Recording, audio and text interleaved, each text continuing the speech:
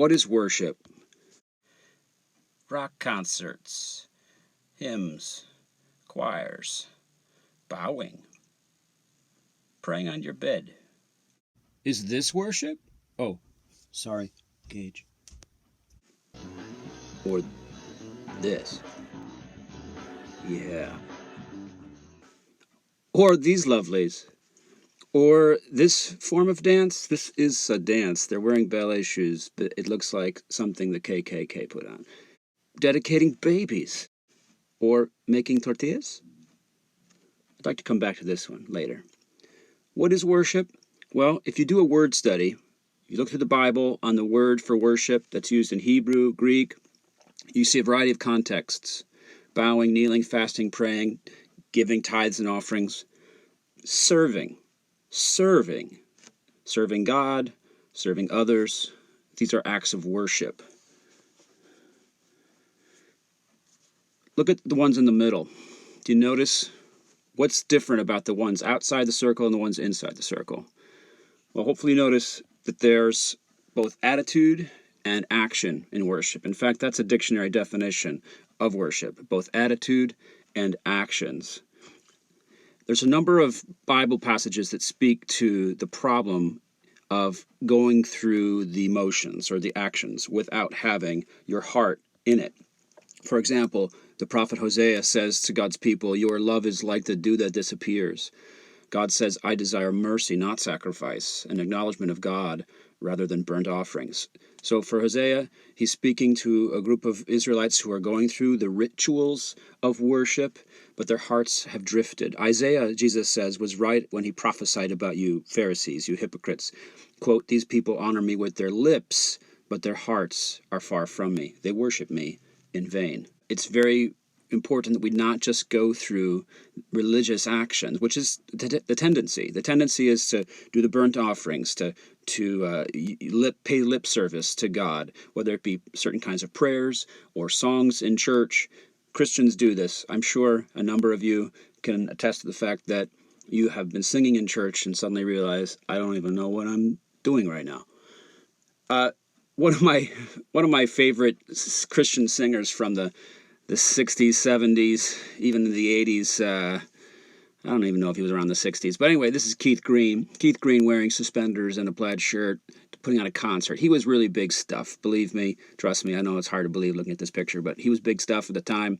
All these people showed up. It's like a Christian Woodstock, right? They all show up to have a bunch of fun. It's a festival, right? It's a Christian festival, music festival. And before he plays, he gets out the Bible and he reads from the prophet Amos and says, "I despise your religious festivals. Your assemblies are a stench. Away with the noise of your songs. I'll not listen to the music of your harps, but let justice roll on like a river." Keith Green's point, we got to be careful why we're assembling. If this is just to enjoy some music and have a good time and take our shirts off and lift our hands up in the air, that's not what God's interested in. So again, it starts with, and I suppose more important than of the two is our attitude, is that we actually are believing the things we're saying, that we don't just know with our heads, but we feel it in our hearts, that we love God, we humble ourselves before him, have the right attitude. And out of that heart, Jesus says, your words will flow, your actions flow. This is the same thing we learn about faith and works, right? Out of our faith come the works. What is worship? Well, maybe a better definition than the dictionary actions and attitudes is when our attitudes, our reverent attitudes, spring forth actions. Take a look at the day of Pentecost. Right after Peter gets up and preaches, we see what happens in the early church. They devote themselves to the apostles' teaching, to fellowship, to the breaking of bread, and to prayer. Everyone is filled with awe at the many wonders and signs performed by the apostles. All the believers were together and had everything in common. They sold property and possessions to give to anyone who had need. Every day they continued to meet together in the temple courts. They broke bread in their homes and ate together with glad and sincere hearts, praising God and enjoying the favor of all the people. And the Lord added to their number daily those who were being saved.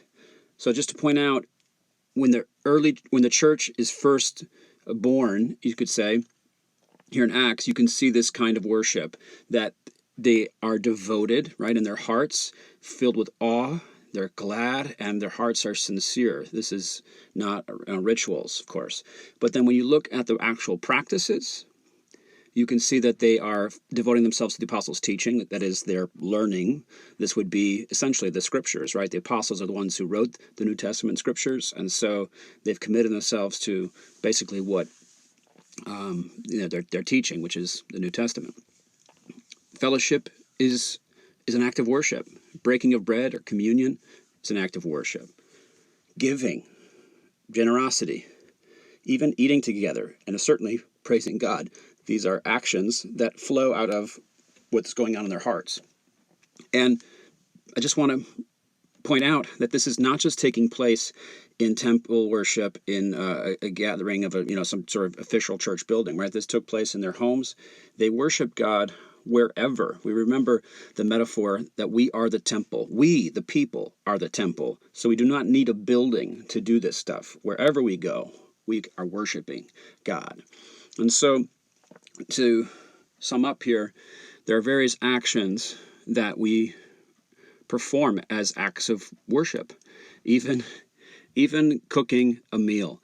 I am always bothered when, and this hasn't happened in a long time, but I remember chapels 10 years ago, whoever was leading worship would say something like this when we're done singing. Hopefully you understand why that bothers me, because it gives the impression that worship is singing. Singing is worship, as if that's the only way. But as we can see, there are lots of ways to worship. When we leave a gathered place, we go out to worship God. And so, yes, this is worship. This woman here is worshiping God, assuming her heart is in the right place, right? If she's doing this grumpily, if she's doing this to, get praise from other people, then this is not an act of worship.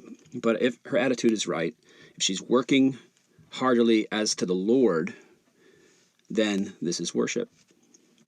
When we gather to worship together, it's special because we're doing it together as one body. Yet, when we get together, it's important that we recognize it's a little different than when we're worshiping by ourselves.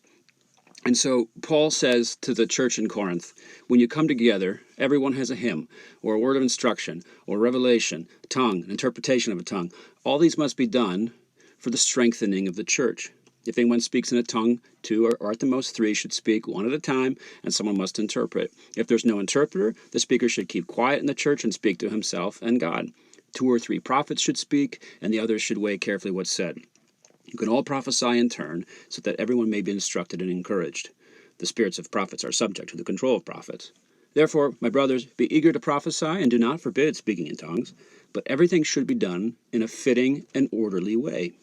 3 principles to point out in this text. The first one is the most important one, and that is that when you gather together, everything you do is to benefit one another. This is not private worship. In order to benefit everyone in the church, everything should be done as such. You can see what all these things have in common, and that is you do things in an orderly way, one at a time. Otherwise, it's chaos, and it's not benefiting other people. You're just benefiting yourself, right? If you don't have an interpreter, keep quiet. And a third point, and again, this is subject to the benefiting the church. What do you notice here? All of these have what in common? My word for this is freedom. That Paul says, look, you Corinthians, you come together, and everybody wants to participate. I think Paul is saying, that's great. Don't forbid this eager participation everybody has. Yeah, encourage this stuff. Prophecy and tongues, it can get weird sometimes, but encourage it if it's there. And so give people the space to participate. Think about this. If your church was like this, right? If everybody, when they gather together, say, hey, look, I've got something to bring. I have a word from the Lord this week. I have a story of God's wonders that I'd like to tell this week. Or I've got a favorite song this week, right? That's what was happening in the Corinthians church. Well, this speaks to a common categorization of church gatherings, right? High and low church. You may be already familiar with the highbrow, lowbrow. What's highbrow? Well, highbrow is like when you're going to the opera, right? Having a little champagne at the intermission. Lowbrow is you go to the ball game, all right?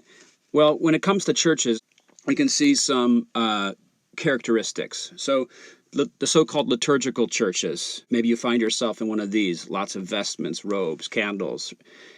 Semi-liturgical churches, same thing, a little less formal. Blended churches, which blend the high and the low. And then you have contemporary churches, whether they're conservative or traditional, they're contemporary.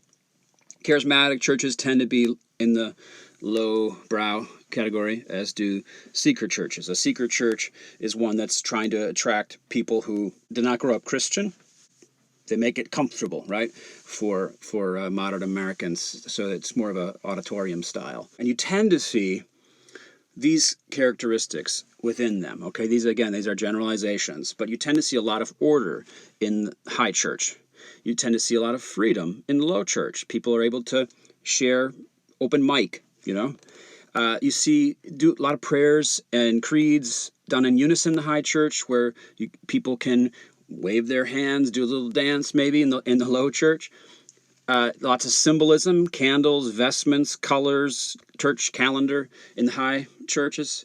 A lot of explanation of why we're doing this, what's the next thing. We don't want people feeling uncomfortable because they don't know what's going on. They don't know when to cross themselves and so forth in those low churches.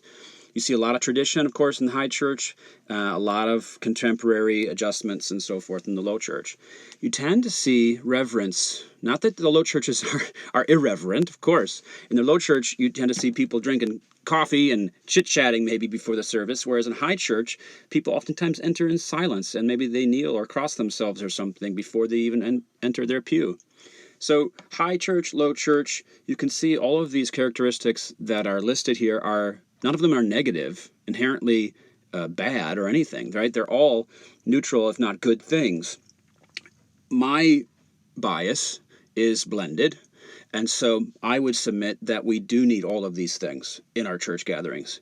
I think this is in keeping with what Paul is saying about order and freedom in that Corinthians passage, right? And so to benefit everyone, we need both order and freedom.